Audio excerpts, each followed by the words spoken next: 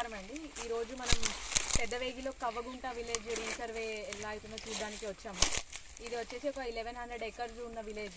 ఈసారి మనం last time రీసర్వేకి ఇప్పటికీ డిఫరెన్స్ ఏంటంటే ఫస్ట్ ఒక విలేజ్ని తీసుకొని దాన్ని ఒక 250 ఎకర్స్ ఎక్స్టెంట్ ఉన్న దానికి ఒక బ్లాక్ కింద డివైడ్ చేసింది. ఇది జస్ట్ ఒక టెంపరీ బ్లాక్ అనే ఒక యూనిట్ ఫామ్ చేసేసి ఈచ్ బ్లాక్కి ఒక్కొక్క టీంని ఇచ్చాము.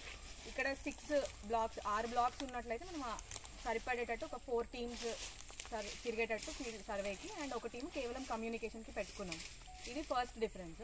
సెకండ్ వచ్చేసి ఈ 6 బ్లాక్లకి ఈచ్ బ్లాక్కి వాట్సాప్ గ్రూప్స్ తయారు చేయడం జరిగింది.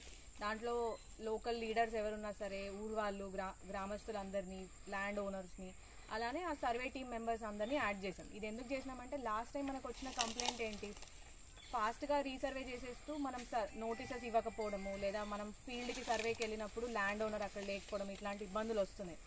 అట్లా రావద్దు, ఈజీ కమ్యూనికేషన్ ఉండాలని చెప్పి ఈ వాట్సాప్ గ్రూప్స్ ద్వారా ఇంకా వీలైన ప్రతి ఒక్క ఛానల్ ద్వారా నోటీసెస్ అనేది ఫస్ట్ ఇస్తున్నాం. మనం ఏ రోజు పొలంకి వెళ్ళి ఆ పాయింట్ మార్క్ చేసుకుంటాం, అది ముందే నోటీస్ ఇవ్వడం జరుగుతుంది. అట్లానే ఆ వాట్సాప్ గ్రూప్ ద్వారా కూడా తెలపడం జరుగుతుంది.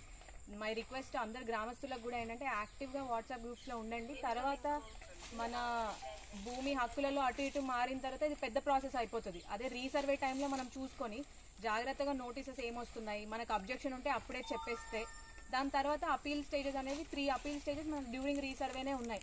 లాస్ట్కి ఈచ్ మండల్లో ఉన్న ఆర్డిటీ ఎవరైతే ఉన్నారో ఆయన మొబైల్ మ్యాజిస్ట్రేట్గా కూడా స్పెషల్ పవర్స్ ఇచ్చున్నారు రీసర్వేకి.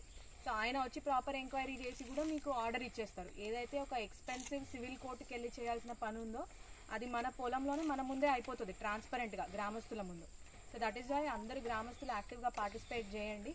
మా టీమ్ మెంబర్స్ కూడా చాలా కష్టపడుతున్నారు. ఈరోజు ఈ పాయింట్స్ పెట్టడానికి తిరుగుతూ తెలుస్తుంది ఎన్నిసార్లు ఆ పాములు వస్తున్నాయి, ముళ్ళులు అన్నీ అడ్డం వస్తున్నాయి, అవన్నీ తిరుగుతూ కూడా దే ఆర్ వర్కింగ్ హార్డ్. ఇంకా ఈ సమ్మర్ హీట్లో కూడా తిరుగుతున్నారు కాబట్టి ఇట్స్ అ పార్టిసిపేటివ్ ప్రాసెస్. గ్రామస్తులు, ఆఫీసర్స్ అందరూ యాక్టివ్గా పార్టిసిపేట్ చేయండి.